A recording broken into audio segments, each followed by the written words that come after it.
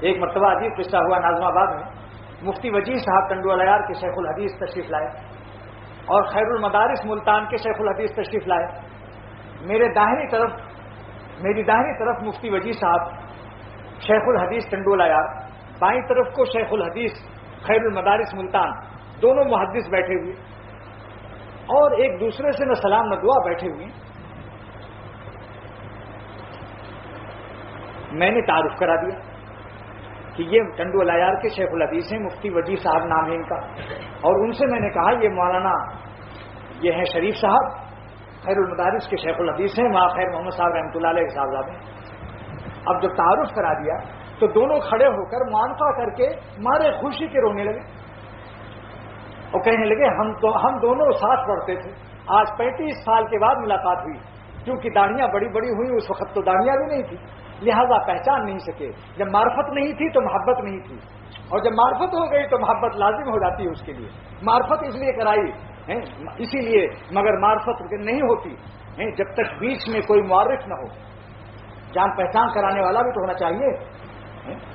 دیکھا آپ نے، ایک معرف کی بھی ضرورت ہے جو جان پہچان کرا دے. ایک بچہ کراچی میں 4 سال کا، اس کا باپ چلا گیا سعودی عرب، 20 سال کے بعد آیا وہ. اس نے اپنے بچے کو ٹیلی گرام کیا کہ ایئرپورٹ پر رہنا.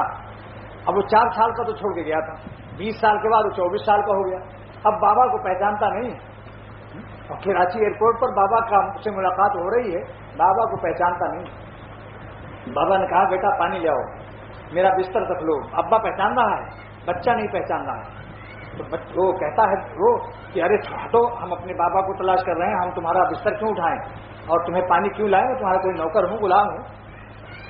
اتنے میں ایک بڑے میاں اس کے محلے کے 70-80 سال کے، وہ بھی ساتھ تھے بڑے میاں. انہوں نے کان میں کہا کہ یہی تو ہے تمہارا بابا. بس پیر پکڑ کے رونے لگا، پچھلی گستاخیوں کی بھی معافی مانگ لی اور کہا آپ تو بستر بھی رکھیے، خود بھی بیٹھ جائیے، جان حاضر ہے. ایسے ہی جب تک بندہ اپنے اللہ کو نہیں پہچانتا، اس کو نماز مشکل، تلاوت مشکل، ذکر مشکل، بدنگاہی سے بچنا مشکل، گناہ چھوڑنا مشکل. جس دن اللہ کو پہچان لو گے پھر اس وقت یہ شعر پیش کرو گے: آکی تورا شناخت جارا چیکنت. جس نے آپ کو پہچان لیا، آپ جان بھی کوئی سختی ہے آپ پر دینا. جان تم پر نثار کرتا ہوں، میں نہیں جانتا وفا کیا ہے. پھر جان بھی دو گے، سب مشکل آسان ہو جائے گی. جس دن اللہ کو پہچان لیا، جس دن اللہ کو پہچان لیا اس دن جان دینا بھی آسان ہو جائے گا، بدنگاہی چھوڑنا بھی آسان ہو جائے گا، تہجد پڑھنا بھی آسان ہو جائے گا، ہر مشکل کام آسان ہو جائے گا، اور اللہ کی نافرمانی سے خوف زدہ بھی ہو جاؤ گے. جب تک جان پہچان نہیں ہے، سنو، اللہ سے ڈر کیوں نہیں معلوم ہوتا؟ ابھی ڈپٹی مارشل اللہ اعلان کر دے کہ جو کسی ٹیڈی کو دیکھتا ہوا ملے گا اس کو 15 کوڑے لگیں گے نشتر پارک میں. تو چونکہ اس کا کوڑا نظر آ رہا ہے، یقین ہے اس پر، اس لیے ہمارے ڈر کے نہیں دیکھو گے. اللہ تعالیٰ کے ساتھ بھی یہی ہے، اتنا خوف مانگنے کا حکم ہے کہ گویا کہ اللہ کو دیکھ رہے ہیں. دیکھو وہ دعا لکھی ہوئی ہے نمبر 3 پر، دیکھو تختہ بورڈ پر: اللہم اجعلنی اخشاک حتی کانی اراک. اے اللہ مجھے ایسا خوف والا، ایسا ڈرنے والا بنا دے کہ میں تجھ سے اتنا ڈروں کہ گویا کہ تجھ کو دیکھ رہا ہوں. ایمان ایسا ہو جائے گویا آپ کو دیکھ رہا ہوں. اللہم اجعلنی اخشاک حتی کانی اراک واوصفنی بتقواک، اور تقوی کی برکت سے مجھے نیک بخت بنا دے. ولا تشقنی بمعصیتک، اور اپنی نافرمانی کے وبال سے مجھے بدبخت جہنمی نہ بنا کہ میرا خاتمہ خراب ہو جائے. شقاوت کہتے ہیں بدبختی کو. یہ دعا مناجات مقبول میں بھی ہے، اس میں تھوڑی سی عبارت میں وہ ہے: اللہم اجعلنی اخشاک کانی اراک حتی القاک ابدا. اللہم اجعلنی اخشاک کانی اراک ابدا حتی القاک ہے. بہرحال دونوں روایت، یہ جامع صغیر کی روایت ہے، یہ جامع صغیر کی روایت ہے، علامہ جلال الدین سیوطی نے یہی روایت لکھی.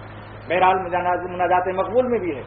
اور دوسری نمبر کی جو دعا ہے وہ بھی دیکھ لیجئے، وہ امام احمد ابن محمد ابن حنبل کی دعا ہے. یہ دوسری دعا ملا علی قاری نے جلد اول میں لکھی ہے. امام احمد ابن محمد ابن حنبل، ملا علی قاری فرماتے ہیں کہ حنبل دادا کا نام ہے. امام احمد ابن حنبل فرماتے ہیں یہ عوام نے غلط العوام ہے، مگر حقیقت یہ ہے کہ امام احمد ابن محمد ابن حنبل ہیں وہ یہ دعا مانگتے تھے، اور اس کے راوی ایک محدث عظیم ہیں جنہوں نے نقل کیا، ان کے صاحبزادے شیخ الحدیث عبداللہ نام ہے ان کا، جو ان سے روایت بھی نقل کرتے ہیں، سماعت بھی کی، ان کے درس کے شاگرد رشید بھی ہیں، کہتے ہیں کہ ابا جان کو میں اکثر سجدے میں یہ دعا پڑھتے ہوئے سنا کرتا ہوں، میرے والد کثرت سے یہ دعا پڑھا کرتے ہیں کہ اے اللہ، اس کا ترجمہ سنو، اللہم کما سنت وجہی عن السجود لغیرک، اے اللہ جس طرح سے آپ نے میرا چہرہ دوسروں کو سجدہ کرنے سے بچا رکھا ہے، فسن وجہی عن المسألۃ لغیرک، بس میرا چہرہ دوسروں کے سامنے سوال کرنے سے اور ہاتھ پھیلانے سے بھی محفوظ فرما دے۔